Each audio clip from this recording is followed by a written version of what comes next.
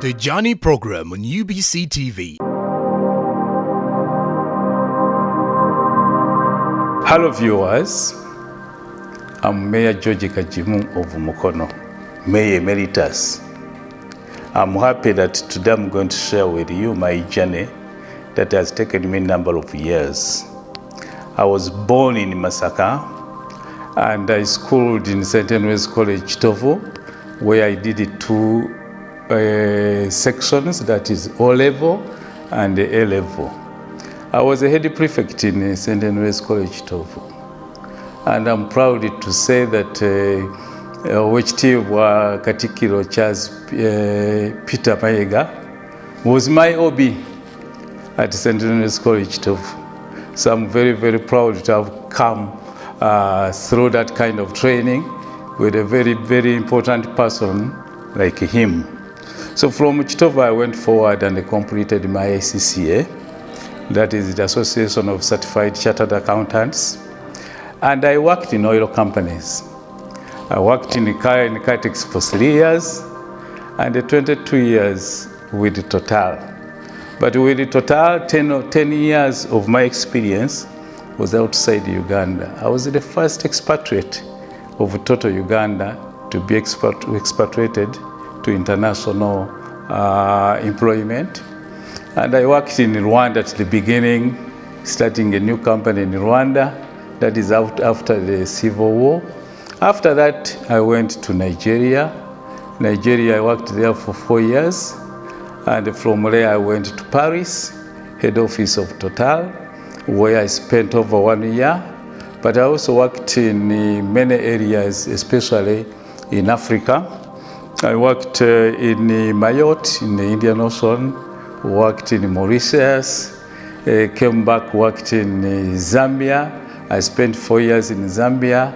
I'm a lucky person because I've been in about 50 countries in my life. So I've had a very big experience either working, visiting, or in conferences.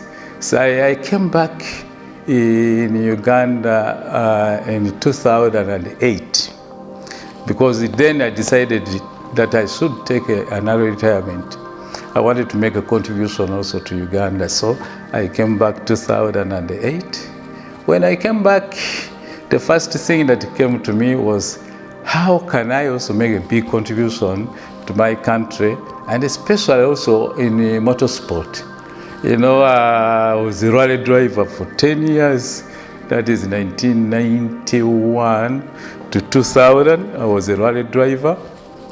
And I was also a sponsor.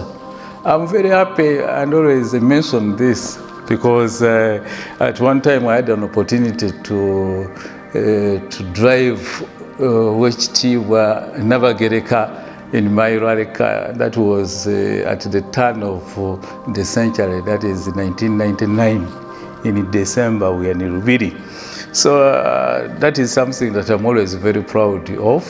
But you know, I had also been an administrator of motorsport for 4 years in Uganda as president of FMU. And he helped a lot in developing motorsport. So I didn't end up there. I went and created a unique circuit that is known in Uganda as a double circuit at Festino City. And I think that has become very, very popular. But now I also created something new. I created a man-made lake at Festino City in Mukono. Now we have a beach, a real beach, where we've got fish, we've got boats, we've got zip lining, we've got different challenges there. You can come there and enjoy live fish, you catch it from there, and then they prepare it for you. So those are the kind of things that really I wanted to get going. Many people, I think, when they look at me, they say, where is this guy coming from? I'm married. And I've been with my wife for almost 40 years now. We got married when we were still very young. I've got a family of 6 boys. The 6 boys are in different countries in the world. I've got some in the US. I've got some in Ireland. I've got another one in Zambia, and I've got some that are also living with me here. So I'm a strongly married person. I was a leader in church for a number of years. Before I went out of Uganda, I was a Sabakristo of Mya Parish. Then from there I went to Zambia Dinari, where I worked as a treasurer for the laity. And then after that I went to Kampala Archdiocese and worked as the Secretary General for Kampala Archdiocese with the Cardinal Emmanuel Wamala. So that was my participation in the church. But I've also participated in developing schools.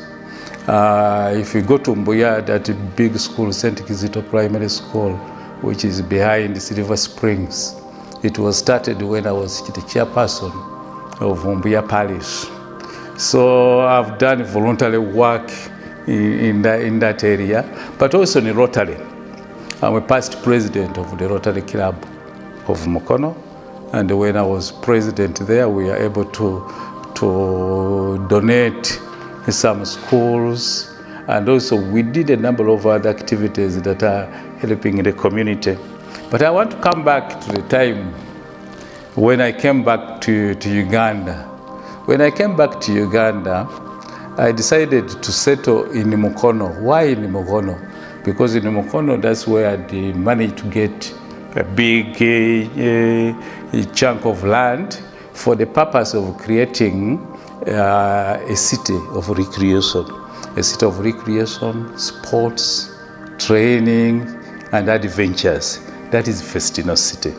So when I started doing that, I actually realized that we wanted to do it in an area that was also developing. So because I wasn't very happy and satisfied with the kind of the infrastructure we had in Mukono, the kind of the living standards, I thought I could make a contribution.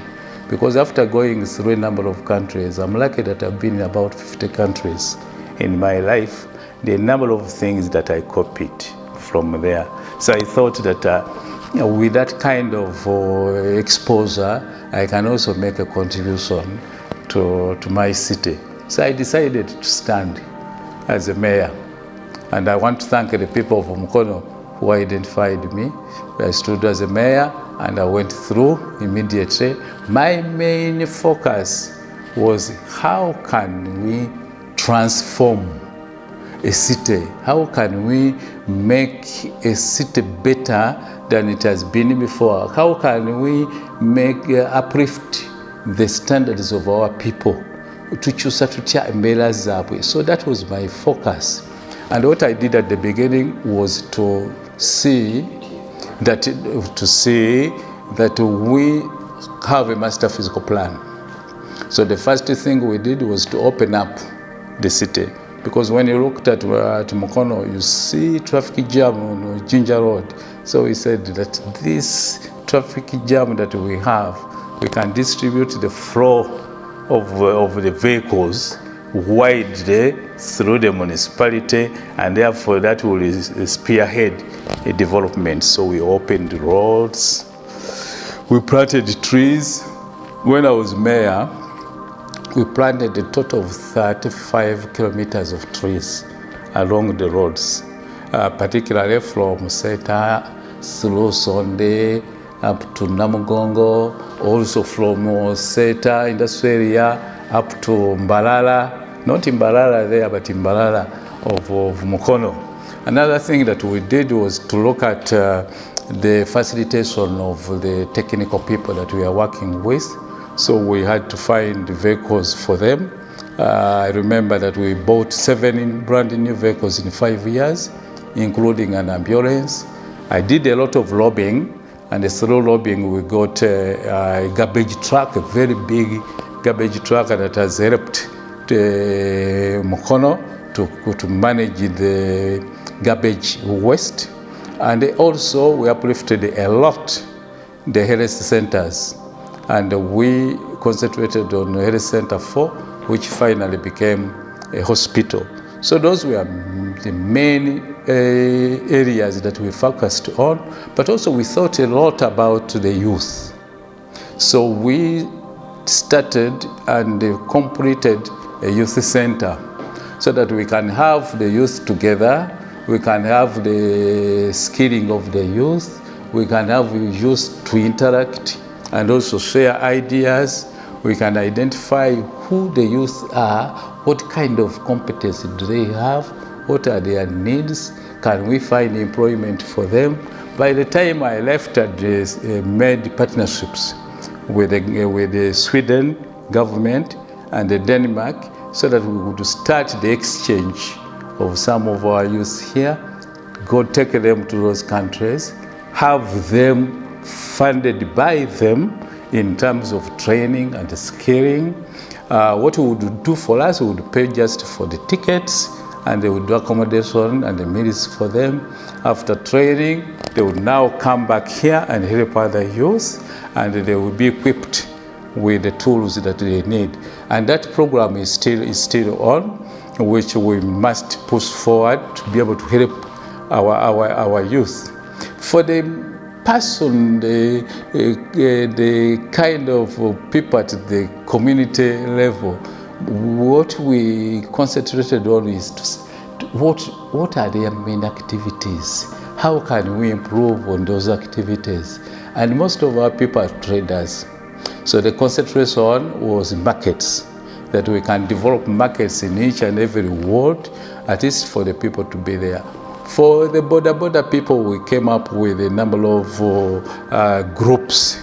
And the idea was that from there, we can help them to make them more professional and also go into a system of tracking so that you can know where a motorcycle is at any one time, and also to have e-business, that somebody doesn't have to be at the stage to be able to get customers, or to get the phones of the people, that is the borders, call them and get them to come and give you service. What do we need to do? The challenges that we faced mainly were politics. Because I think that in Uganda, leadership and politics are too much mixed up, and you can't see the difference between the two. Personally, I believe that when you are a politician, you've got an opportunity to be able to transmit and also to be able to help others, to be able to use your position, especially in lobbying, and find a way that you can improve on the life of the people. So the biggest challenge that I found is that we wouldn't come out with one voice, common voice. Personally, after being exposed to many countries, working with people of different races, I no longer see differences between color, between the region, between tribes. I don't see that. I only see one thing: the hearts of the people. Either you are good or you are bad. So for me, I just look at the heart and say, can we, all of us, focus in a certain direction, come up with the objectives that we need, and all our differences will be actually neutralized by the common purpose that we have. So the biggest challenge that I found is that almost every politician was looking in his own direction because of political parties, because of individual objectives. And for me, I thought, and this is what I practiced, that once you are in office, your political party or ticket has just helped you to enter into the house. Now you enter into a house where you are all facing the common problems of your people, and because of that, you should come up with a common goal, common voice. So that is the challenge that I had, but I tried as much as possible to break through that, and that's why we were able to transform whatever we did through that kind of unity, working together, forgetting about our differences. I have a big picture for our country. Again, from an experience I've had in many countries. Of recent, I've been in the US, and I was able to go to Washington, D.C., where I was staying with some of my relatives are there, Virginia, and Maryland. And what actually I've seen is that a lot of focus put first and foremost on life, safety, that people should be safe. Almost everyone should be safe and should be able to produce. And therefore, we need to start with to look at public health. Because many of the diseases that we face normally is because of poor public health, the environment, the water that is not clean, the garbage that remains here, the dust and so on. So we need to work very seriously on the environment that we can help to improve our health. Another thing is to see that most of our people, especially the young people, about 75% of our population below 35 years and below, most of them are well educated. They are well empowered, but most of them don't have employment. That means they are not producing. And because of that, we need consistently to create employment opportunities for those people, because they are well educated, they are capable, they have got the energy, but unfortunately, they are not contributing to the economy. And a small percentage of the people, like the 25% or the 20%, because some of them are very old, are the ones that are actually supporting that big population. So I think we need to have a lot of focus on employment. That even the laws that are being passed through Parliament are laws that will motivate the people that will provide the employment. For me, I think you can play about a mix of taxes and employment, so that when you've got organizations that are able to employ very many people, you can give them incentives, maybe in the tax relief, so that they can employ the youth. Another one is seriously to look at the sectors in Uganda and see the areas that have got their competitive advantage and create employment for our people. I think the focus should be there on creating employment and productivity to be able to produce things that we can export. I think President Museveni has got the vision. Actually, I had an opportunity to meet him in Nigeria personally when he came to Nigeria to visit President Obasanjo, because by then I was the president of Ugandans in Nigeria, and which have been also in different countries like in France and in Zambia, and we spoke one-to-one, and I could feel his vision about what he wants to do. But I think the implementation has not been done properly. I think that we haven't put our monies as a country in the right place. We need to put the money in the areas that we are talking about, that we can create production and employment.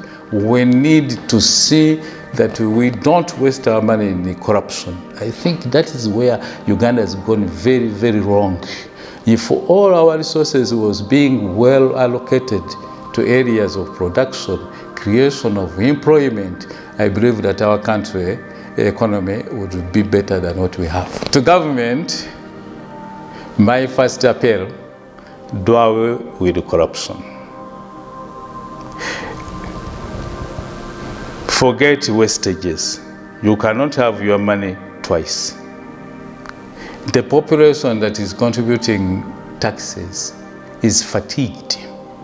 So you cannot continuously get money from a population, from the commercial sectors that is going poorer and poorer because they are being overmilked. So whatever resources we have, put it in production, put it in infrastructure, and develop employment.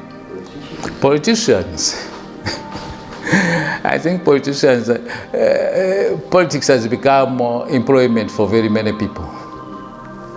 I think politics should not be used as a real occupation that I've become a mayor, I've become an MP, I want to become this. They spend all their monies, they sell their property. At the end of the day, they don't even get it. By the time some of them are elected, they've got so many debts to pay.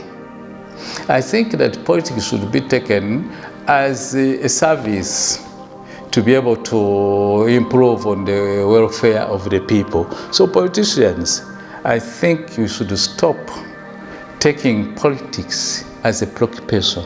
Take politics as a service for others, that you've got an opportunity, you can help others to develop, you can help others for lobbying, you can put them together, and we must come outside the politics of where do you come from, which religion, which tribe. I think as we move forward, all those ones will not be necessary. At the moment, I think that people are appreciating more service delivery than it has ever been before. And I think that come 2026, people are going to vote more individual merit than the wave of parties, because I think they've been let down by politics of partism. I think today they are going to think more of which leader can they elect that will be able to unite them, that will be able to get them to solve the common problems that they have, somebody that will be able to lobby, whether internally or externally, bring ideas that can change the livelihood of the individual. Yes, I'm going to stand again, because people now are demanding in Mukono. The 5 years I was a mayor, I think I was able to portray that although things are difficult, it's possible. It can be done. And because I've been a leader that gets working with everybody, today there is a gap. And already they are demanding everywhere you go through that Mr. KAGIMU, you should come. And of course, I'm going to come as an MP, because MP position is very critical in the development of a constituency. Critical because you've got a position that can get all leaders together, and you don't mind whether it's a leader from which party or which party. And because you're at a center stage, you can always link up your constituency development with the national development and international. The message to my people in Mukono, that first of all, I thank you very much that you haven't lost hope, that you have the confidence to continue living in this country that is very challenging, that we can do it together, that I'm still alive, I'll be there with you, and let us work together so that at least our children, our grandchildren, and the grandchildren of our children can be in a better world than what they are now. First and foremost, I want to thank UBC to give me this opportunity to come out and say something to the people. I think it's a very, very good opportunity. I want to thank you very much. So I want to thank everybody that is there, that is sponsoring UBC. And I want to thank you, the presenter, and everybody, because at least you have kept UBC going up to now. So thank you very much. I want to thank the people who are every time moving forward to give the people hope. I want to thank the church. I want to thank the traditional leaders. I want to thank all the leaders in the government that are working every time to see that we will have a better Uganda than it is today. So thank you very much. At the moment, I'm at Festino. a manifestino working with nature, actually working on the environment, working to see that even if I'm not in the office today, there is something we can do, especially in the environment. As I conclude, I would like to say I've had an opportunity to move in very many countries. I've told you I've been in about 50 countries. But wherever you are, ultimately your country is the best. We have gone in many countries, which I also developed and so on, but still you find Uganda is the best. So all of you are listening to me, especially the youth, know that here in Uganda, you can do the best. Concentrate and be productive. So I want to thank all the people that have been thinking that way, that have been helping our people. Continue helping our people, continue concentrating on our country so that we in our country, we can make it. The youth, please focus on working. Don't think about riots. Don't think that things are going to come your way by windfall gain.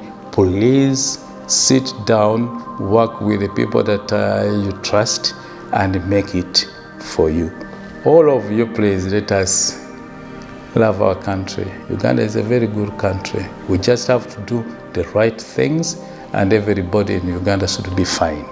So I say all this to all of you that have been listening to me, and I thank you for God and my country.